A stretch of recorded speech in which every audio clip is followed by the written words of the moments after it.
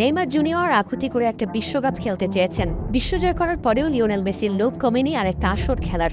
Mbappe, Lamine সবাই চায় greatest show on আর্থে perform করতে, কিন্তু তিউনেশিয়ার বিশ্বকাপের স্কোয়াডের সুযোগ পাওয়া লুই ভ্যান ফারহাতের বাবা বললেন, আমার ছেলেকে তোমরা বাদ দিয়ে দাও, ও খেলবে না। যেখানে বিশ্বকাপ স্কোয়াডে জায়গা পাওয়ার জন্য ফুটবলাররা ফাইট করে যায়, সেখানে ফরহাদ বঞ্চিত হলেন বিশ্বকাপ খেলা থেকে, কারণ বাবার কথা তার রাখতেই হবে। প্রশ্ন করতে পারেন, নিজ ছেলেকে সম্ভাবনার দ্বার থেকে ছিনিয়ে আনার কারণটা কি? নড়ে চড়ে বসুন সবচেয়ে অদ্ভুত যুক্তি শোনার জন্য।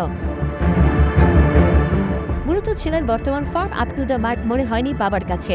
বিশ্বকাপের মতো স্টেজের যে চাপ, তা সামলানো মোটেই সহজ কথা নয়। সেই ভয় থেকেই ফারহাতের নামটা বিশ্বকাপের স্কোয়াড থেকে সরিয়ে নিতে কোচকে সরাসরি কল করছিলেন ওর বাবা। পাল্টা প্রশ্ন ছুড়ে দিতে পারেন, যদি ফারহাত সেখানে ভালো করতে পারেন তাহলে তো ব্র্যান্ড ভ্যালুটা ওরই বাড়বে। ফারহাতের বাবার আবার যুক্তি ভিন্ন। তিনি বললেন, ১৯ বছরের এই ছেলে বিশ্বকাপে গিয়ে কি করবে? খারাপ করলে ক্লাব ফুটবলে ওর দাম কমে যাবে, তার চেয়ে বরং ও ক্লাবের জন্য প্রস্তুতি নিক, সেটাই ভালো।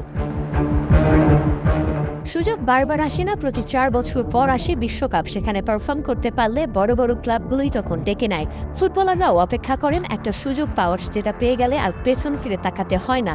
সেখানে ছেলের উপর বিশ্বাস রাখতে পারলেন না ফারহাতের বাবা। বয়সের হিসেব কষলে লামিন ইয়ামালরাই তো হতে পারতেন ওর জন্য অনুপ্রেরণা, কিন্তু কিছু সময় সঠিক সিদ্ধান্ত নেওয়াটা যে কঠিন, তার প্রমাণ তো এই ঘটনাই। শুধুমাত্র ক্লাব ফুটবলের জন্য এতটুকু রিস্ক কেন নিতে পারেননি, সে প্রশ্নের উত্তর তো খোদ লুই ভ্যান ফারহাতই দিতে পারবেন। তবে বিশ্বকাপে ওকে মিস করবে তিউনেশিয়া। হয়তো বাবার কথা রাখতে গিয়ে ফারহাতও ভাববেন, ইস, আমি যদি বিশ্বকাপ খেলতে পারতাম।